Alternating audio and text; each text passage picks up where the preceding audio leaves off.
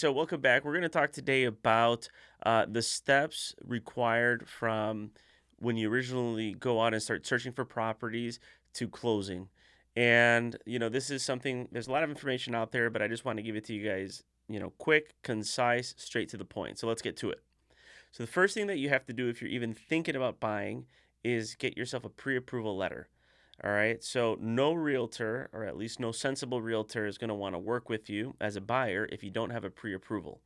What is that? That basically means that you're going to the bank, and the bank is going to look at your financials and your credit score, and they're going to determine if for how much you are approved for, and secondly, the different loan products that are available for you. So that can be an FHA loan, that can be a conventional loan, and those specific loans are a topic for a different, or yeah, I guess a topic for a different podcast. But quickly, just to run it through you, or run it through here, FHA, you'll only come up with 3.5% down payment. Conventional, it starts at 5% up to about, can go on 10, 20, 30, 40, depending on how much you want to put down. But really, FHA is the best overall as far as your down payment requirements because it allows you to come up with the least amount of money, right? And on top of that, you are able to get some of the lowest interest rates available on the market as well. The downside is that the property's condition might have to be in really good shape. So if there's some issues that are wrong with the property, when the appraiser goes out there, it's a specific loan appraiser. When they go out there to the property, they're going to see that certain items have to get fixed, and a seller sometimes doesn't want to deal with that. So there's been times where a seller might see an offer from an FHA buyer versus a conventional buyer, and they'll say, well, we'll take the conventional buyer because you know what, we know that there's not going to be as many restrictions with the lender as with this FHA buyer. So keep that in mind. Once you have your pre-approval, you want to go and speak to a realtor that will ideally set up different search parameters. But what I always recommend also is just get yourself a Redfin application on your phone. That honestly has all of the properties that we have at our fingertips, and it will show you, what's on the market, what's hit, day one versus it'll even show you properties that are, going into auction if that's what you're looking for. So definitely keep an eye out for that app. All right, because a realtor can set up these search parameters for you that you get mailed on a daily basis. But at the end of the day, it's the same thing that you're looking at, at Redfin, and you're probably going to be on that a lot more frequently than the realtor. Okay, so and then when you find something, you want to set up a showing. So call your realtor, say, hey, I want to go take a look at this one. Make the most use of your time and the realtor's time. So try to at least have, a good 5 properties for that day that you're going to want to go out and see. Okay. And this could be, and by the way, we're talking, this process goes for you as a homeowner or even an investor. The steps are all the same. And once you actually like the property, go ahead and submit the offer right away. Time is of the essence, especially in this market. Everything is hot right now. If you're not running from the property that you like straight to, filling out the contract, you're probably going to lose it to someone else who's a lot quicker than you. Speed is of the essence. So make sure that you get that contract in as soon as possible. And don't focus on all the details. I know it sounds nuts, but I'll explain why. Because when you submit that offer, there's an attorney review period that allows both attorneys, both the seller and you and your attorney, to review that contract that you submitted and make revisions. So if there was something missed or if something has to, if something comes up, that you thought about or that your attorney caught on the contract, within that 7 time frame, they can go ahead and change it. So, your job is just to make sure that that contract is in as quickly as possible. And that's also why you want that pre-approval, because a seller, the second he gets that contract, he or she gets that contract, they're going to want to make sure that it's a complete contract. Okay. What's a complete contract? It's your purchased contract plus your pre-qual letter. And if you're buying cash, make sure that you submit a proof of funds, which is just your bank statement, or it could be a letter from the bank stating that you have sufficient funds in your account. boom, you're good to go. It gets accepted. Great. What is a seller really looking for? What are the items that you want to just quickly discuss with your realtor? The obvious is going to be the purchase price, right? So a seller is going to look at the purchase price. They're going to look at the earnest money. Make sure that you're not going cheap on the earnest money, right? So, after the earnest money, it's going to be your closing cost credits. They're looking to see if you have any credits that, like for example, what is a credit? Well, at the day of the closing, you have certain expenses that show up that from your lender.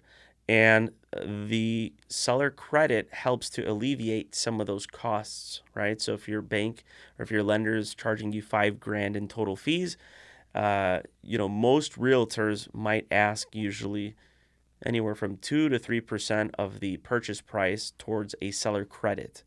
Now, given the demand for properties today, a lot of sellers are saying, no, I'm not going to give you that credit. Or they'll say, okay, you know what, give me my price and will give me my price, but we're going to have to go above the purchase price by about 3%, right? In order for the seller to net what he's looking for and for you to receive what you're looking for.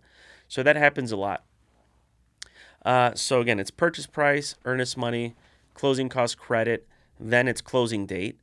They're looking at how long is that going to take? Are you looking at a 30-day window? Or are you looking at a 45-day, 60-day, 90-day? The rule of thumb is usually 45 to 60 days. Lenders should be able to close it within 45 days, but you still see often 60 days. What I like to do is just put 45 days because most lenders can close, and it also when a lender sees that, they say, okay, well, we better start working on this one a little bit faster because we see there's a 45-day window versus a 60-day window, and it just gets everybody, puts a little fire into their butts. So keep that in mind. So let's recap: purchase price, earnest money, closing cost credit, closing date. Then they're also looking at the attorney review period and your inspection period, which generally is about 7 days each. Okay, so inspection has 7 days and your attorney modification has 7 days. And, you can scratch over that on the contract and put 15 days, but just keep it at 7 days. I mean, honestly, it shouldn't really take that long. I mean, the second that it gets accepted, you'll want to set up your inspection right away, but we're going to get to that in a second. After your inspection and your attorney review, there's another thing that sellers are looking for. That's a tax proration. Okay, what does that mean? That means that you want the seller to pay. Generally, most buyers will request 105 to 110% of the total tax bill. So here, taxes are paid in arrears, which means that you are paying your last year's taxes, and sometimes that second installment, we're not really sure what that's going to shake out. Is it going to be higher? Is it going to stay the same? More than likely, your taxes are probably going to go up. So what we tend to estimate is that it might go up, maybe about 5% of what it was the prior year. But as a buyer's agent, you want to try to get a little bit more for your client, so you'll put 110%. So, realistically, did it go up 10%? Probably not. It probably only went up 3%, but that additional, 7% at least is real dollars that your buyer is going to be getting at the day of the closing. So that's really it. And then the last thing that they're looking for is, did you sign the as-is clause? Most sellers today are asking for the property to be sold as is, and that basically means they are not going to provide you with a credit if anything shows up on the inspection. So you have every right to perform an inspection on the property. That's okay, but they will not give you any credits for anything.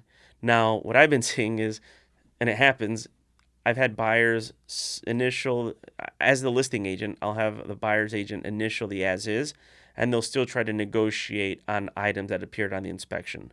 So, we'll just tell them, no, it doesn't work out. That's not how it goes.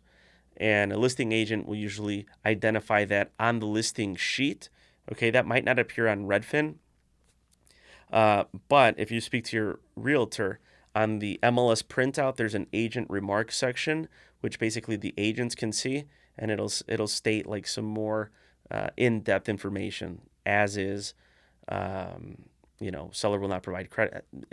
You can write anything in there. Okay, so those are the main items.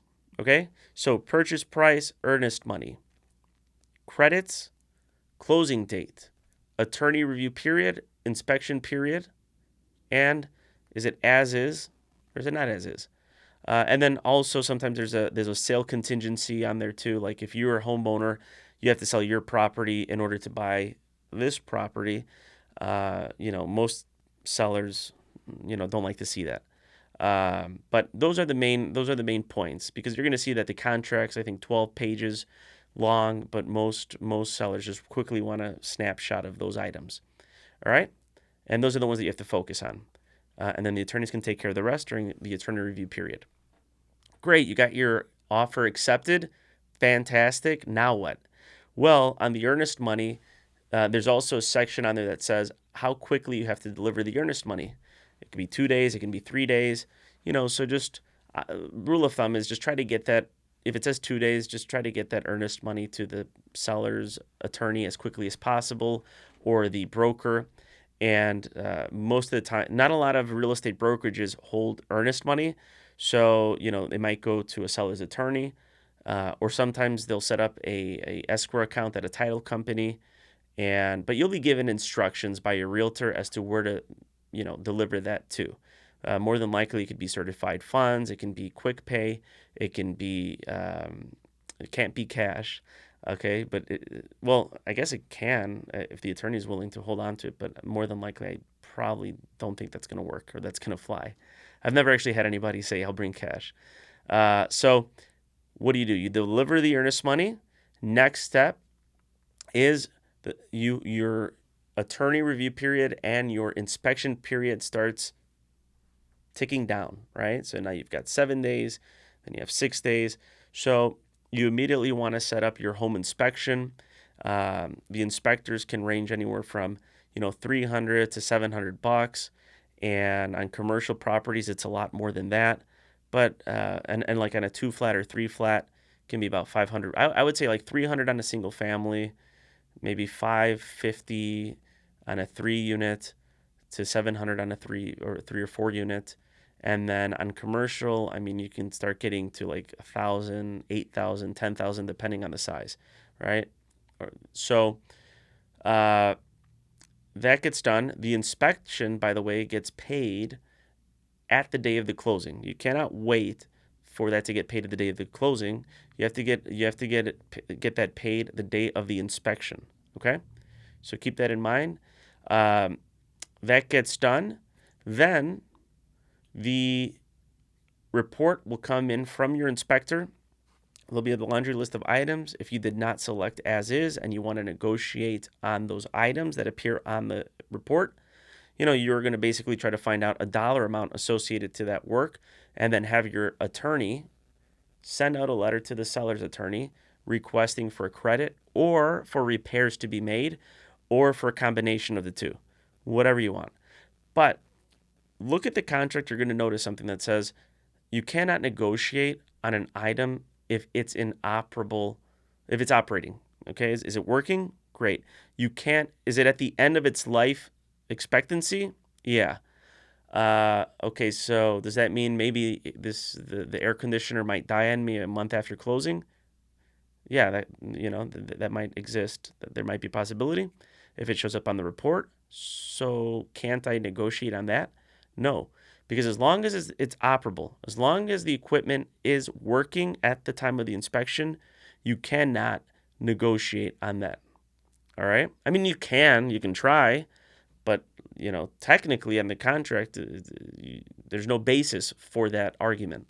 And then once that gets over to the seller will look at that. He'll either agree or he'll counter.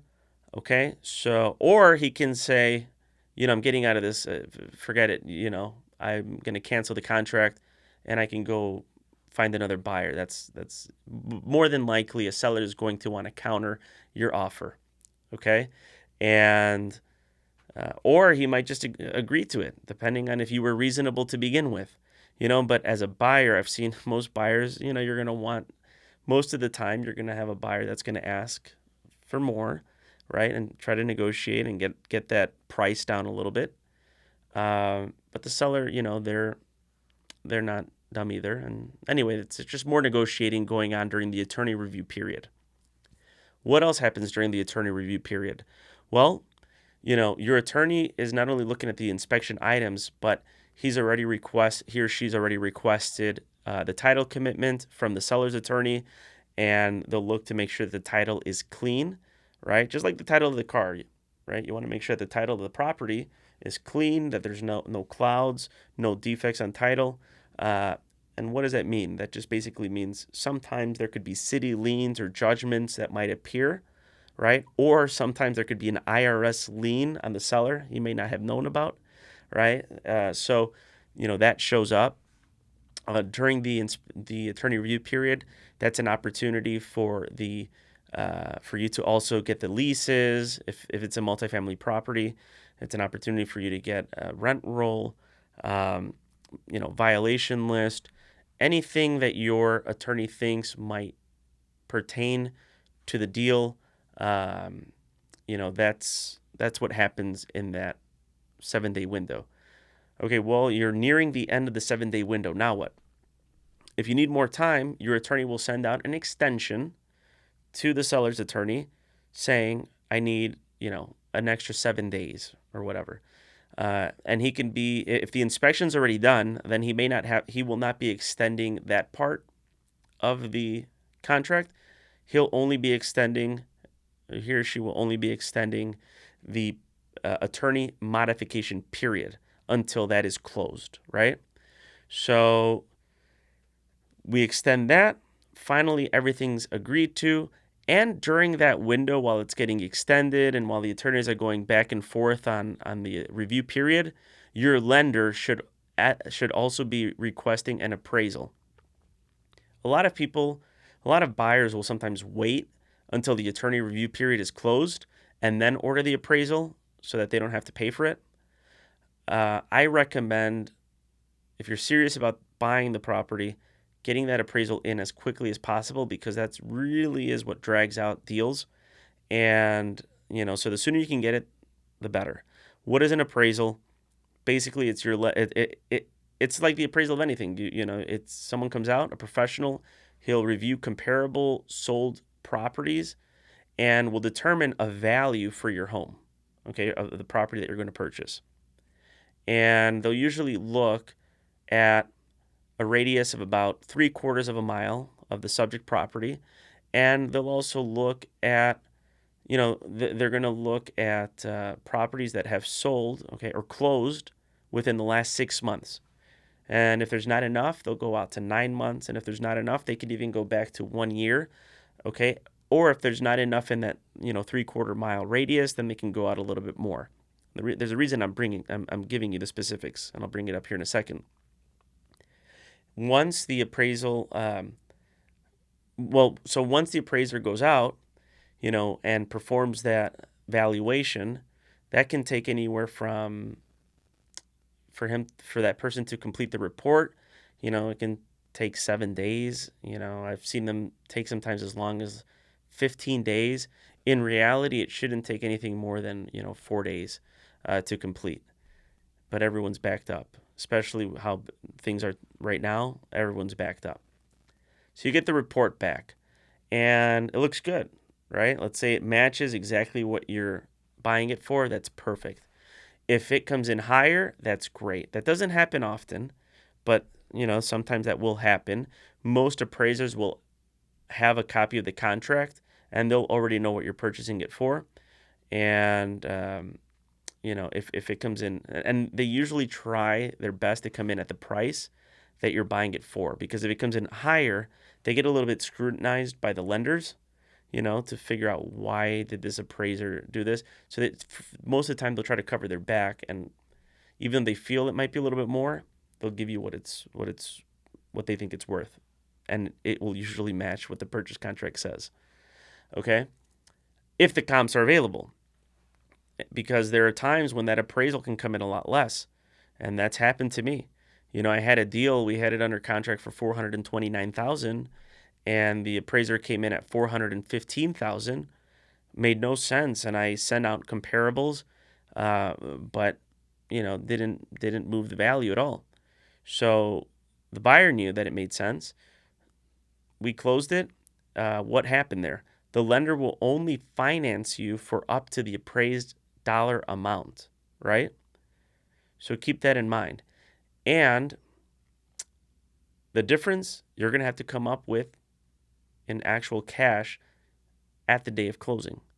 So this person had to come up with the difference between $415 and $429 at closing. Plus, they still had to give and then they had given an additional down payment on top of that. I think their total loan requirement was 20%.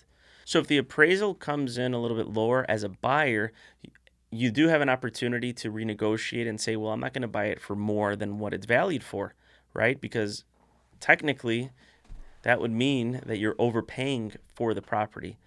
So, keep that in mind. You can use that and say, I'm not going to pay for more than what it's worth. But here's the thing with appraisals. It's very subjective. They should be looking at comparables. And, there's one example where I had one appraisal come in at $330,000. We were under contract for $360,000. One appraisal came in at $330,000, right? Which is BS. I knew it was BS. So we ended up getting another appraisal, which came in at $360,000. I had another building, right, that it was under contract for $470,000. The appraisal came in at $425,000, the first one. We said, no, this is crazy. So we ended up getting a second appraisal, and that appraisal came in at $460,000. So it did come in, less, and then we did take a $15,000 discount, but at least it didn't come in at that ridiculous number. So just keep that in mind. As a buyer, you can definitely negotiate and say, well, I'm not going to pay for this. But if you love the property and you know that it's worth that based off comparables that your realtor has pulled for you and is demonstrating, no, this is what it's worth, it's just the appraiser's, nuts, then, take it, buy it. There's times where it might make sense. If you know that there's going to be more demand in the area and property values are going to continue to rise, well, guess what? Buy it. You might let go of a lot of great deals for something that was just one appraiser's subjective, valuation. What I would recommend is just get a second appraisal. I mean, simply put, if the seller does not want to go down on price, right? During this entire process, you are also going out looking for different insurance companies, right? You're going to have to get insurance on your property. Your lender will not close on the property without you having insurance secured. So in that time, I'll recommend you to get at least 3 different quotes, okay? And they can range substantially. I'll give you an example. I'm buying a 4-unit right now, and we had one insurance company give us a quote for $10,000. We had another one come in at $8,000, and finally now we're getting some reasonable values at about $3,500. I mean, those are big savings, right? $6,500, $7,000. So in the end, make sure that you don't go with the first insurance company, right? Get at least 3 bids. I would say for anything and everything that you ever do, just get 3 bids at minimum. So you get your insurance, great.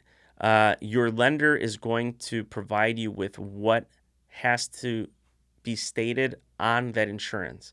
All right, and they'll give you instructions. They're going to say, okay, make sure that that the additional insured shows up our bank's contact information, the address. They'll give that all to you, and it'll only take about a day to get bound. If you've got a good insurance company, so or less, it can take a few hours actually, or a few minutes, depending on who you're dealing with. You finally have gotten everything to the lender. The appraisal's in. Everything looks great. The lender will issue what is known as a clear to close. All right, that's the best news that you can get. That means that you satisfied all of their conditions, right? And now is the time to set up a closing date. So in the background, the attorneys are working out different dates. They'll usually try to set it up at a title company. And, who shows up to the closing? Well, the seller can show up if, more times than not, their attorney might be there instead. Or sometimes their attorney might not even show up either, but it can be, electronic. So but let's just say, everyone's around the conference room at the title company. The paper stack that you can expect is like about this thick. I mean, it's huge. Your lender is going to want to have you sign just a ton of documents, and your attorney's there to review, kind of give you an explanation. It's all very standard. Most of what you're signing has already been explained to you. You're really going to want to look at the closing estimate. Your settlement statement is going to show you some of the fees involved. So just go through that, rigorously with your attorney, just to make sure that there aren't any sort of crazy fees, that someone's trying to sneak in there. All right.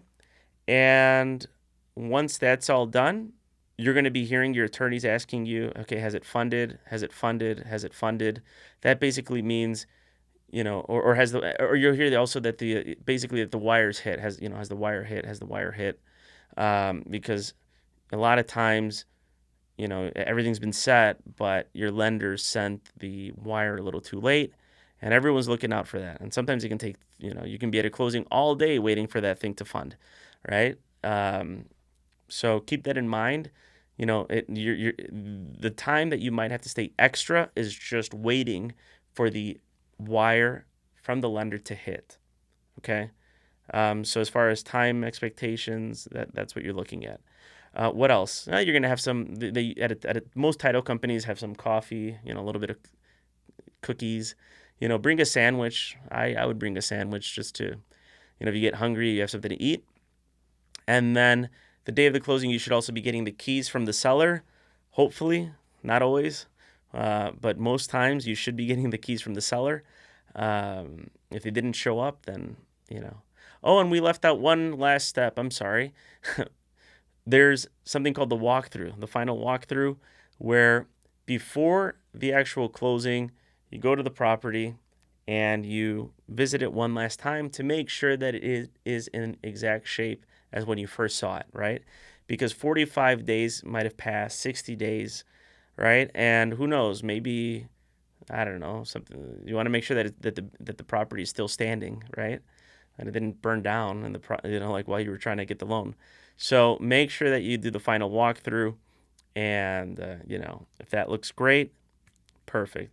And if it doesn't, then you're going to want to address some of those items, that same day, through the attorneys, and ask for a credit, that will be provided, at the closing.